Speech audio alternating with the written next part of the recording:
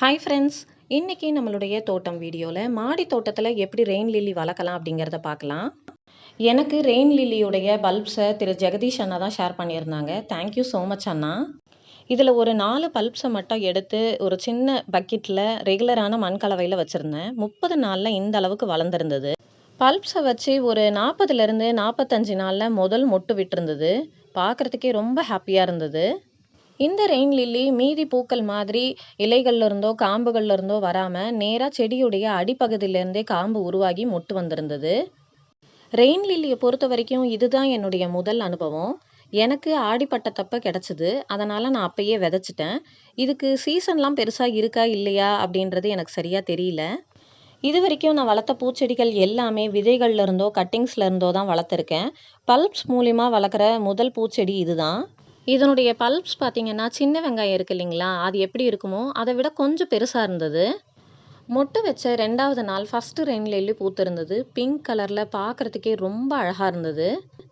எங்கள் 2 பாப்பாக்களும் மாற்றி மாற்றி வளைச்சி வீடியோ எடுத்திருந்தாங்க.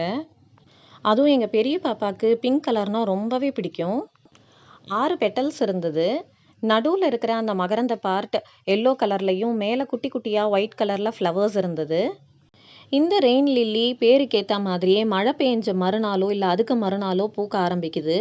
நான் ஏற்கனவே சொன்ன மாதிரி இதை விதைக்கிறதுக்கு சீசன் இருக்கா அப்படிங்கிறது எனக்கு தெரியல. அதே மாதிரி ரெய்னி சீசன்லேயும் வின்டர் சீசன்லேயும் மட்டும்தான் பூக்குமா அப்படிங்கிற விவரமும் எனக்கு தெரியல. தெரிஞ்சவங்க கண்டிப்பாக கமெண்ட் பாக்ஸில் கமெண்ட் பண்ணுங்கள்.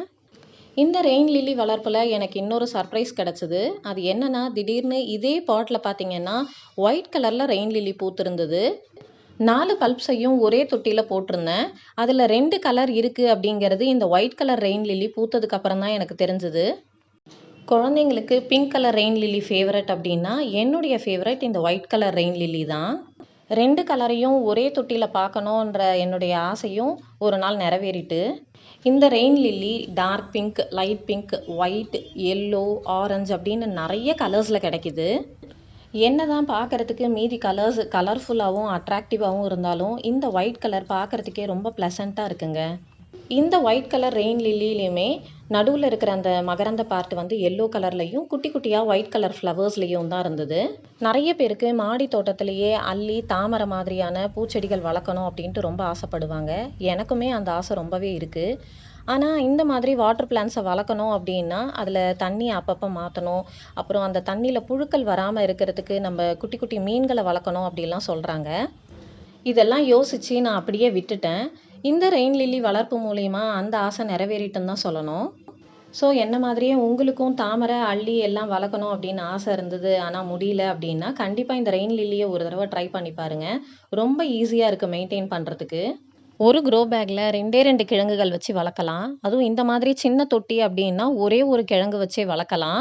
அதே ஈஸியாக சீக்கிரமாக ப்ரொபகேட் ஆகிடும்.